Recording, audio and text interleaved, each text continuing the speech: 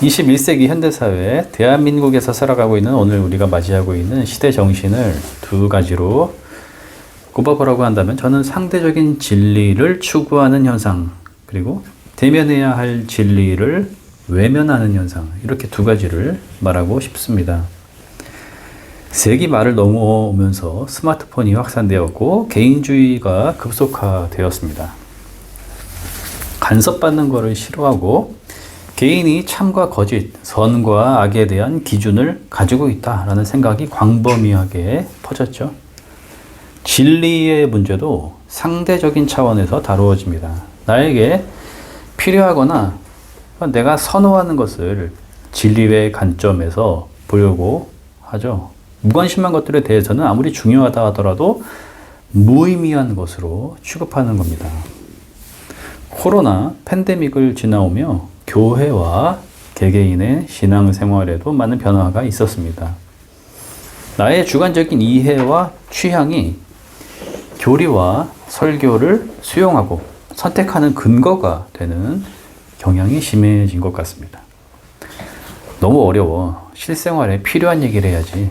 내 생각이랑 달라서 거부감이 든다. 저 또한 이런 설교 비판을 종종 듣습니다. 2000년 교회 전통을 담고 있는 하나님의 말씀인 성경을 인간이 바로 듣고 제대로 해석한다는 것은 매우 어려운 일이죠.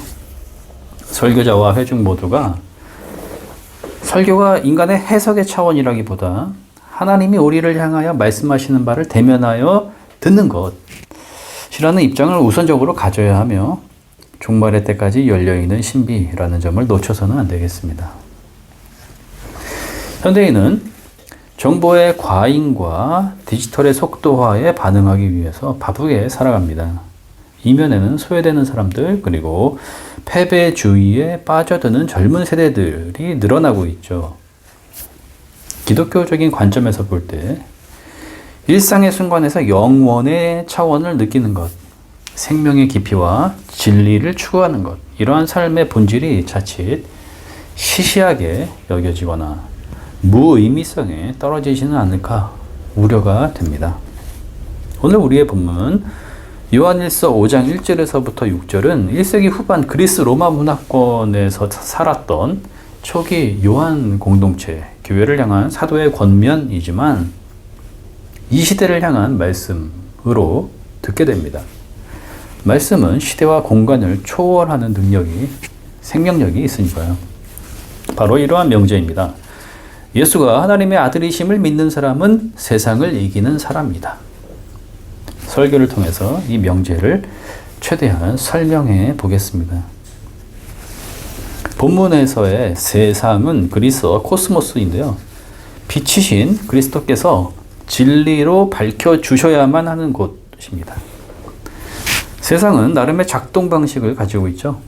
인정받음과 자기애의 추구입니다. 둘 다 인간의 자유를 속박하고 복음에 대립하고 있다는 공통점을 가지고 있습니다. 인정받음은 삶의 목표 그리고 동력으로 작용되기도 하죠.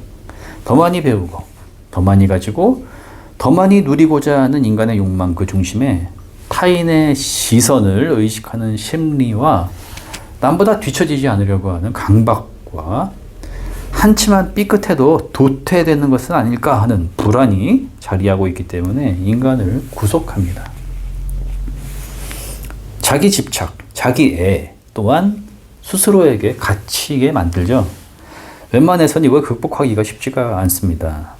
타인을 향한 사랑의 실천, 복음의 은혜를 향하여 나아가지 못하도록 올가매죠. 성경은 이러한 자기 집중과 자기 애를 휘브리스, 즉 교만, 죄라고 규정합니다. 본문은 예수가 하나님의 아들이심을 믿는 사람이 세상을 이기는 사람이라고 하였습니다. 예수가 하나님의 아들이시다, 이 말의 의미는 하나님이 육신을 입으시고 2000년 전 유대 땅에 참 인간 예수로 오셔서 우리와 동일한 시간과 공간에 세상에 살아가셨다는 것이고, 그 예수의 삶에서 하나님의 세상과 인간을 향하신 뜻이 드러났다는 것이며, 그분이 인간에게 그리스도, 즉 구원자가 되신다는 것입니다. 인간이 이를 믿는다는 것은 무엇입니까? A와 B와 C라고 하는 여러 가치들 중에서 선호하는 어떠한 것을 내가 인정한다는 차원이 아니라 당신은 그렇지 않더라도 나는 내가 맞다고 생각하는 어떠한 것을 받아들이겠다라고 하는 취사 선택의 차원이 아니라 여기에 인간의 자유와 영원한 생명과 삶의 궁극적인 물음에 대한 답이 있으며 창조주의 섭리가 있고 이것을 통해서만 하나님의 생명을 풍성히 누리는 참 인간이 될 수 있음을 전적으로 유일하게 붙든다는 것입니다. 6절에서 예수 그리스도는 물과 피를 통해서 이 세상에 오신 분이라고 하였습니다. 물과 피는 세례와 십자가, 즉 주님의 삶과 인간에게 생명을 주시는 자리를 의미하죠. 삶을 감사와 기쁨으로 살아가는 하나님 안에 있는 인간, 그리고 죽음에서 해방되어 하나님의 생명 안으로 받아들여진 인간을 의도하고 있습니다. 인간은 예수 그리스도에게서 나타난 이 두 가지의 모습을 신뢰함으로써 세상을 이기는 사람이 될 수 있다라고 성경은 증언하고 있는 것입니다. 주님의 세례는 공생애의 시작점에서 예수 그리스도는 누구이신가를 드러내주는 사건이었습니다. 탄생의 신비에서부터 세례받으심의 시점까지 모든 순간이 하나님의 사랑받는 자였으며 하나님의 뜻에 순종하는 참 인간이었음을 확인시켜 주었을 뿐만 아니라 공생애의 날들과 최종적인 십자가의 자리에까지 하나님의 사랑받는 아들이심의 변함이 없다는 것을 세상에 드러내었던 사건이었죠. 이러한 아버지의 사랑에 반응하시는 아들이 바라보는 세상은 하나님의 사랑과 통치로 가득한 하나님의 나라였습니다. 기득권을 쥐고 있었던 종교 지도자들이 자신의 관점에서 바라보았던 하나님에 대한 이해, 그리고 성경에 대한 주관적인 해석, 인정받음과 자기 애를 교묘하게 감추고 스스로의 의의를 드러내려고 했던 장로들의 전통, 이것이 예수님의 하나님 나라와 충돌할 수밖에 없었습니다. 예수님은 삶의 현장, 제자들과의 공동생활, 전도 여행에서의 열린 공간과 잔치의 식탁에서 구속받지 않으셨고 자유와 감사와 기쁨의 날들을 살아가셨으며 하나님의 뜻을 바로 해석해 주시면서 자신 앞에 있는 대상을 누구든 편견 없이 사랑하셨습니다. 이러한 주님의 일관적인 모습은 그분이 전적으로 하나님 아버지의 사랑을 신뢰하셨기 때문에 가능한 것이었습니다. 하나님의 사랑을 받는 자는 세상의 인정받음과 자기 애를 추구하지 않으며 그것이 아무것도 아니라는 것을 삶으로 보여주신 것이었죠. 사람은 평안한 상태에서는 타인과 주변을 향한 친절과 호의를 베풀고 스스로에게 넉넉한 모습을 유지하기가 쉽지만 위기와 절체절명의 순간에서도 그러한 한결같은 모습을 보이기가 참으로 어렵습니다. 신념이 상황에 의해서 무기력해지는 경험을 우리도 종종 하죠. 예수님의 아버지를 향한 사랑과 신뢰가 가장 분명하고 최종적인 결단의 형태로 드러난 곳, 바로 그곳이 십자가였습니다. 우리가 잘 알고 있는 인간을 향한 대속, 즉 죄를 없애시는 속죄의 희생이라는 십자가의 의미를 잠시 내려놓고 한 인간이 짊어져야 했을 그 고통스러운 현실로서의 십자가를 한번 생각해 봅시다. 예수님은 전적으로 하나님의 뜻에 순종하시는 날들을 살아가셨고 주위 사람들에게 자기 집착에서 벗어난 온전한 사랑을 베푸셨습니다. 그런데 그러한 예수님이 맞이해야 할 운명은 절망의 끝, 극단이었던 십자가였습니다. 로마 제국은 자신들의 권위에 맞서지 못하도록 정치범들에게 자비가 없는 본보기식의 처형을 감행했죠. 유대 율법은 나무에 달린 죽음을 하나님께 저주받은 자가 받는 형벌로 규정하고 있었습니다. 로마의 정치범이라고 하는 타이틀이 비현실적이었다고 해도 이스라엘이 가장 중요하게 여겼던 하나님과의 계약과 인정받음, 거기에서 완전하게 배제되고 버림받음을 의미했던 나무에 달린 죽음을 받아들여야 하는 현실은 매우 당혹스러운 것이었을 겁니다. 하지만 주님은 그 길을 묵묵하게 걸어가십니다. 겟세마나에서의 깊은 기도에서 자신의 운명을 아버지께 맡기셨죠.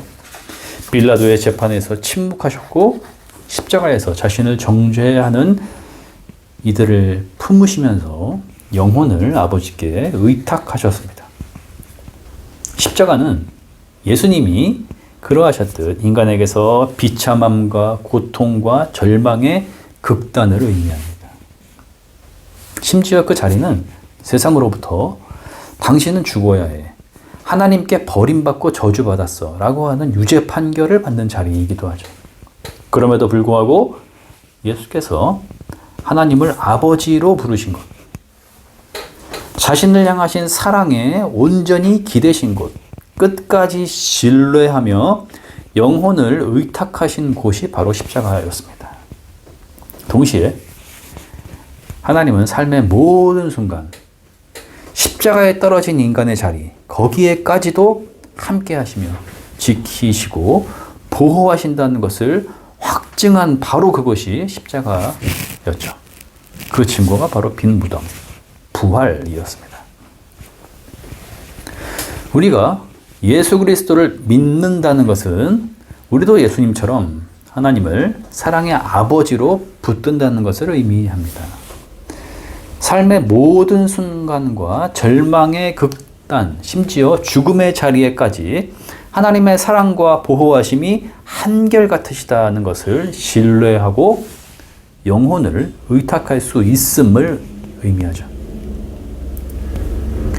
요한일서 4장 17절에서 우리가 이렇게 담대해지는 것은 예수 그리스도께서 사신 대로 또한 우리도 이 세상에서 그렇게 살기 때문입니다 라고 증언하였습니다.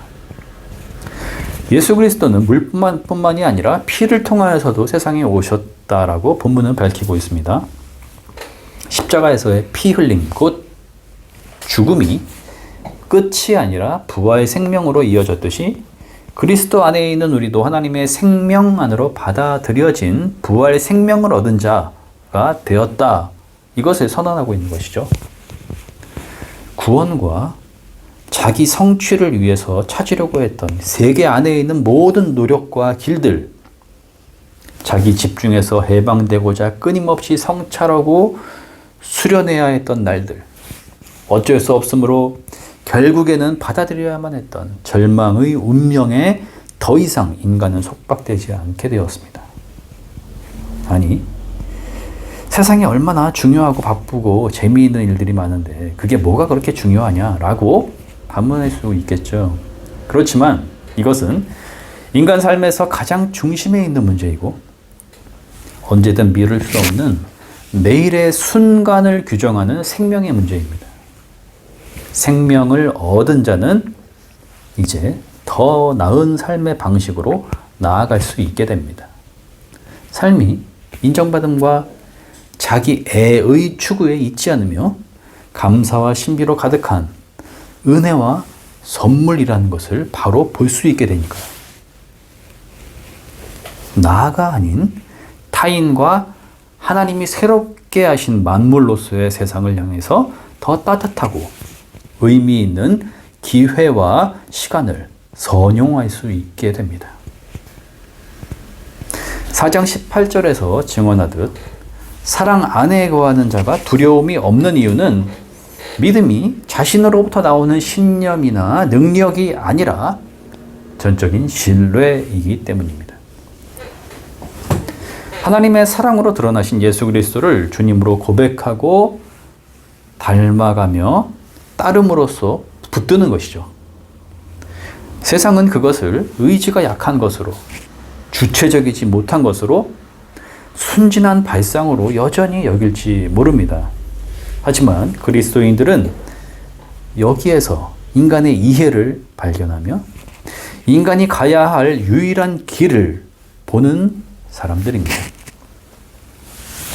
예수 그리스도가 구원의 근거가 되시는 근원적인 이유는 무엇일까요? 그분이 바로 창조주 하나님이시며 생명의 비밀과 완성을 이루시는 생명의 근원이 되시기 때문입니다. 이를 알게 하시는 하나님의 평화가 그리스도 예수 안에서 우리의 마음과 생각을 지키실 것입니다. 아멘.